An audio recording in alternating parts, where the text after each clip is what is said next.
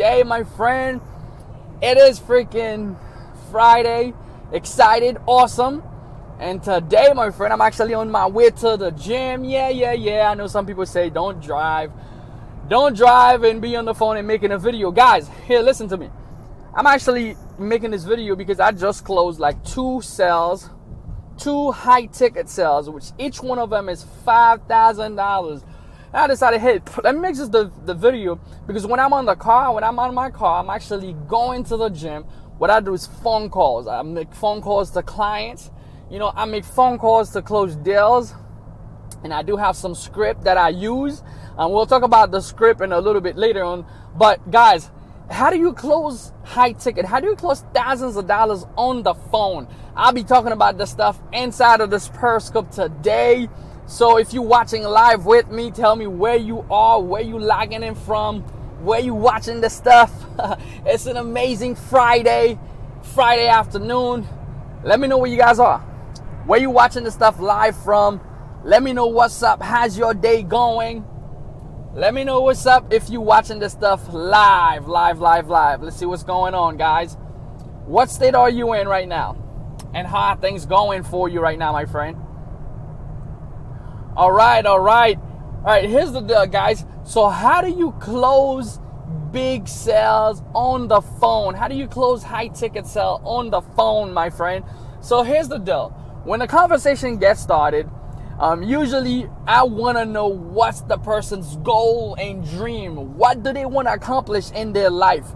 Why do they want my company to help them? Whether it's them helping them making more money, what's the reason behind them making more money?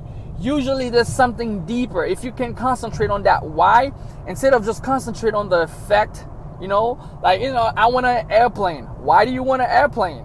Because I want to get to my meeting faster. I want to get to New York. So why do you want to get a car? There's a why behind it. It's not just of the fact that they want to get money, but it's why. What's the reason? Why do you want to get it? So when you can tap into the person's why, it's going to make a bigger difference to them when you start speaking to them about their reason. Because when you can relate to their reason, it makes a big difference to them. Okay? Now let's talk about objection. So after you tapped into their why, you tell them how you can help them and how you're going to be able to help them. One of the things that I used to do in the beginning, I used to just throw up on people. How many of you actually throw up on people? Right? I used to use that throw up method where I would just tell them what I think is right for them. And the sell just got harder. When you tell the person, you're trying to tell the person, what do you think that's going to be good for them?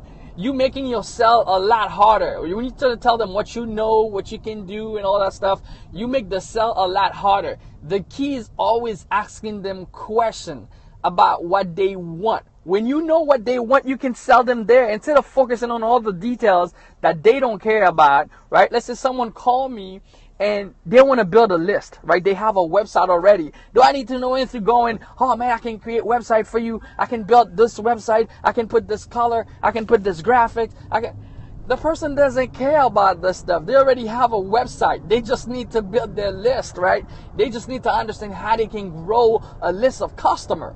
Now, if I let them speak and I answer that question, guess what? I'm going to get to my close a lot faster than going around, YouTube, Facebook, capture page, autoresponder, all the craziness, right? So if I get into the person's mind and their feelings to know how do they feel right now, what do they want, and the way you're gonna know is by letting them speak, by asking them questions. So you ask them question, boom, boom, boom, and you make it happen, right? That's how I make 2 5K sales today. Now let's get into the objection. Okay, so I speak with this person who wants my service.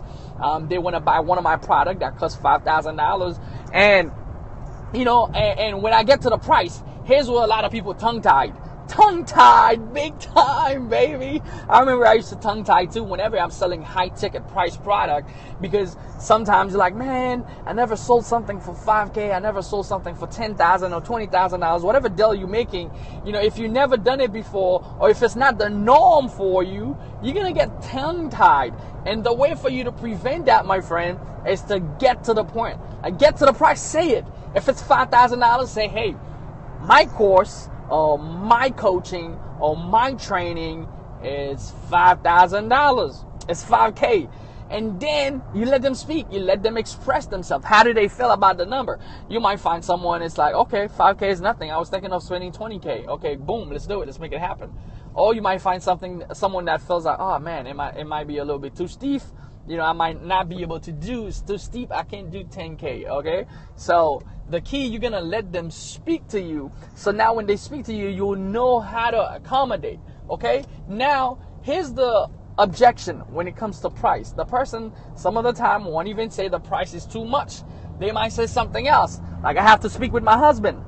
I got that one today, and I'm going to give you the objection to it. Hey, I got to speak with my husband. Okay, when I get this objection, hey, I cannot make the decision right now. I got to speak with my husband. Here's how I handle that objection. Other than speaking with your husband, what else today that will stop you from making a decision? Okay? Because more likely, it's not because they want to speak with their husband or their wife, right? They have taken decision before, you know, without the husband and their wife. And specifically if it's something that has to do with their dreams, where they go in, their passion, what they want out of life, and you already tapped into these things. So it's not gonna be, oh man, it's not really because they want to speak to their husband. More likely it's gonna come down to price, especially if you're selling something that is expensive, okay? You already know, you keep that in mind, okay? Keep that in mind. Even though they say, oh man, it's my husband, and you keep that in mind, okay? It's the price that's making them afraid, okay? So you gotta go, other than price, what else that will stop you from getting this product today, or signing this contract today, or make stuff happen with me today in my company today? And then, you know, I had one lady today, and she was like, well, I don't know if the environment is going to be good for me. I don't know, because I want to make sure the environment is going to be good for me, because I actually went to college and I paid a lot of money, right? I paid a lot of money to go to college. Then after that, I graduated. I couldn't find a job. Come to find out, the environment wasn't what I was looking for, okay? Then, okay, see how you go from price to college, something way back in the days, like 10 years ago, right?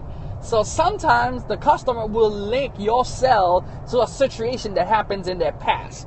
Okay, so you got to be smart enough to understand that this has nothing to do with you. It has nothing to do with your product. It has nothing to do with your service. It has nothing to do with what you have to offer. They just had an experience. Maybe they have a bad experience, and they link it straight up to you. So now, how do you handle this objection?